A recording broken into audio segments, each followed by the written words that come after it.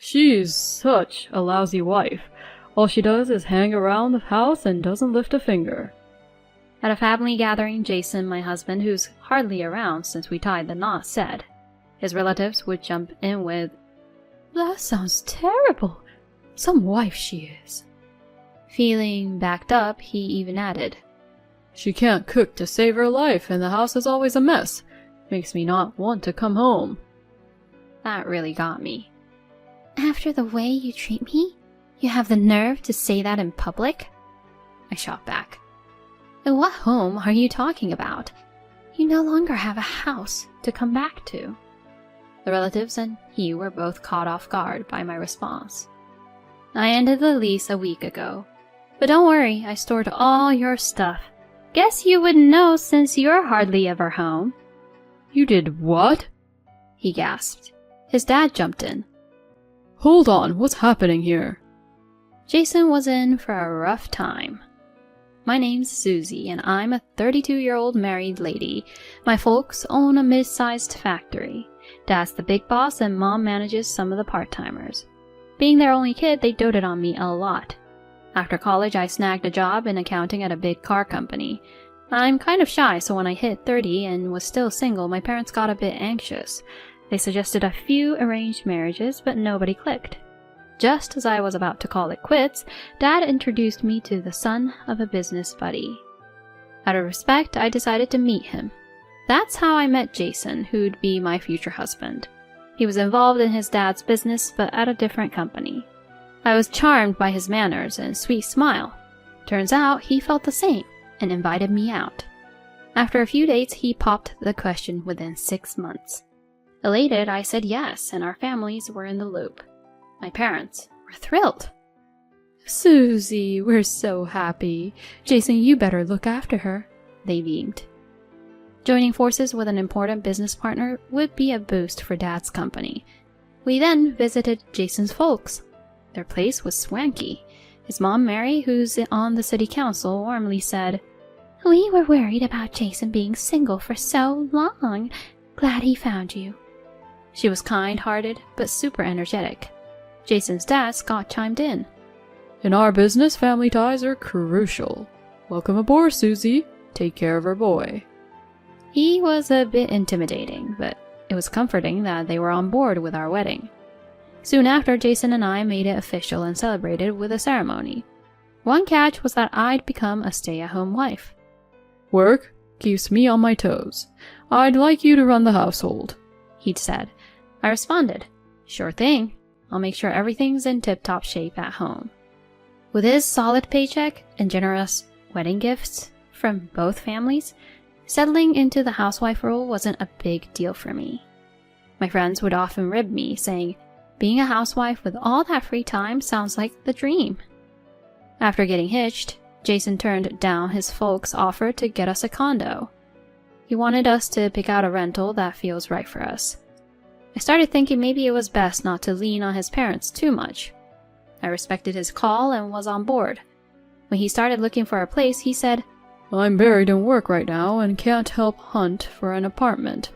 Mind handling that and getting the lease sorted?" "You're sure about this?" "Absolutely. Find something you like and I'll just move in." So I set out solo, picked an apartment, and got everything set up. Once we were married, we shifted into our new place, ready for that honeymoon phase. But that bubble burst real quick. Jason was barely around.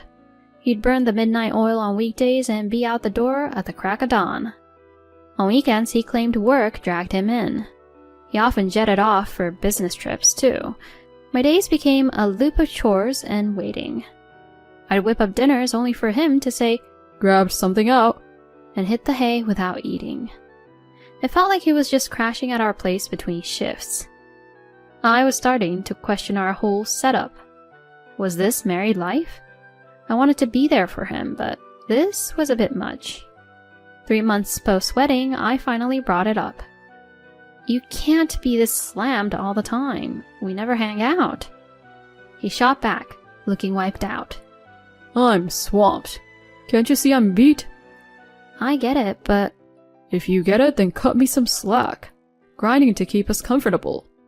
he snapped. I was at a loss for words. Sure, he gave me plenty for our bills. Given that he was providing for me, I had to bite my tongue. Christmas was around the corner, so I asked, "Got any family stuff for Christmas? Shouldn't we swing by your folks' place?" No, I'll be working, and they're usually traveling. You positive? I told you, it's all good. Sent them their gifts and cards already. He said, a tad annoyed, and ducked into our room. I was left standing, speechless. But post-Christmas I got a ring from Scott. Hi, Susie? He began. Hi, it's been a while. You think? Why'd you skip our Christmas get-together? I was thrown for a loop. I told you family's important to us. You're family now, you should have been there helping out. My mind went blank and I didn't know what to say to his sudden remarks. I had no idea that there was a family gathering and I thought they took a holiday trip. I'm sorry, Scott, but I was told. Save it.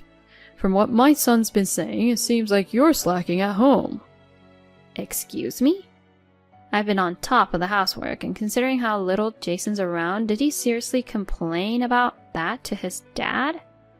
Listen, you wanted to be a housewife, so you've got to pull your weight at home. Clear? Scott added, sounding stern. All I could muster was a quiet yes. That evening, I had to have a talk with Jason. You told me there was no Christmas gathering. Why'd I get chewed out over it? Did I? Maybe you misunderstood. No, I heard you loud and clear. I would have gone if I had known. And if there was an issue with my housekeeping, you should have come to me before running to Scott. I snapped, holding back tears. He scoffed. You probably just chill at home and now you're kicking up a fuss? What? I work hard at home when you're not around. He dryly retorted. I bet you're just burning through my money. With a cold glance, he left. After that, he became even more elusive. So elusive that he actually stopped coming back home. He was always out with just the vague work text as an excuse. His absence was suspicious. Trusting my gut that he was keeping something from me, I hired a detective using my pre-marriage savings. Thanksgiving rolled around soon. While I was handling chores, I got a call from Scott. Susie, we've got a Thanksgiving gathering. Make sure you're there. All right, I replied, then promptly called up Jason. He answered, sounding less than thrilled. Your dad mentioned a Thanksgiving thing. Oh? Don't bother showing up. Excuse me? With how you handle the house, I can't show you off. I'll go, but you should stay put. He ended the call abruptly. A few days later, there I was, outside his parents' place, hearing the lively chatter of a family event. I rang the doorbell, and a surprised Mary met me. Didn't expect to see you.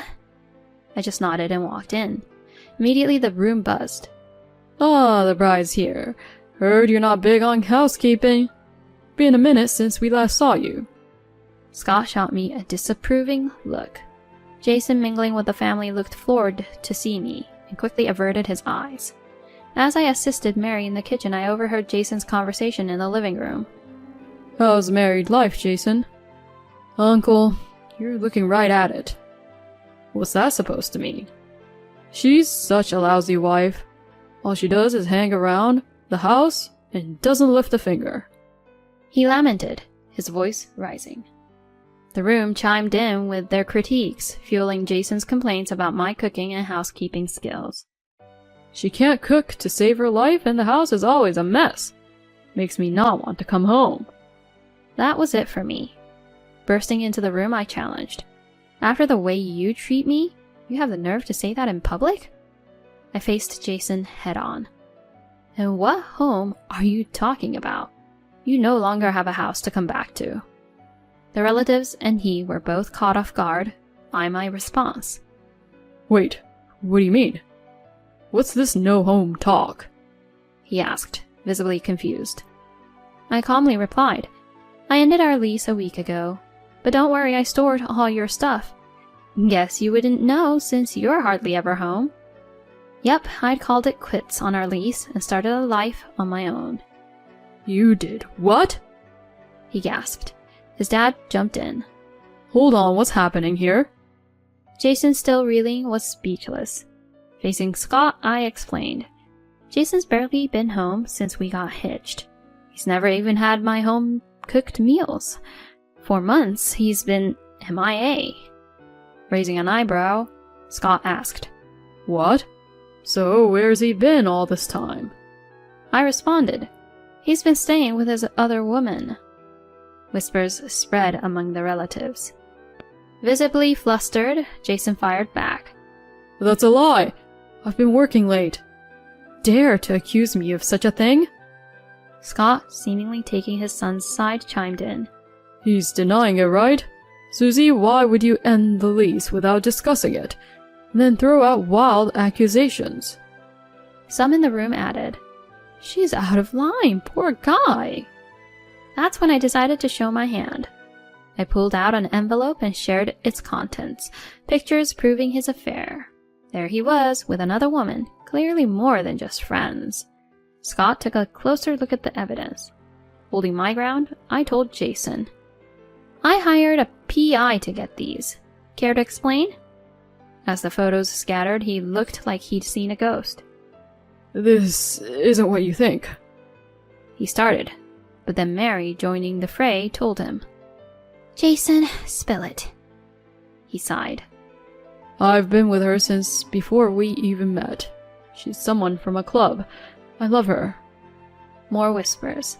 I asked, So you never came home because you were with her? Then why even marry me? My parents would never have approved of her. Marrying you, a subcontractor's daughter, seemed the right move. Fuming, I continued. Why tarnish my name to Scott and the relatives? Easier divorce. I wanted her, not you. Just needed a plausible reason. As I was about to retort, Mary slapped him. Mom! He cried out. She yelled back. How could you do this to Susie and to our family? Scott stood. You're a disgrace to our family. You're cut off, Jason. What? What about the company? You? Take over? Don't even think about it. Say sorry to Susie. He then pleaded. Please, help me out here. I countered. No way, we're done. And I expect a big payout. Have fun with your girlfriend, you jerk. He then left sobbing with Scott and the relatives. Scott and the rest apologized profusely. He confirmed. We'll keep our business ties with your family. So I decided to let it slide. Our divorce was quick, and the alimony was generous. Scott and Mary also paid me $50,000 for the hassle. As for Jason, he was disowned, lost his job and company standing, and he even got dumped by his mistress. Word is, he's now in a dingy apartment, jobless. Hearing that, I feel zero pity. It's karma. I'm back at work, financially stable thanks to the divorce, and I've got Europe in my sights. From now on, I'm living for me.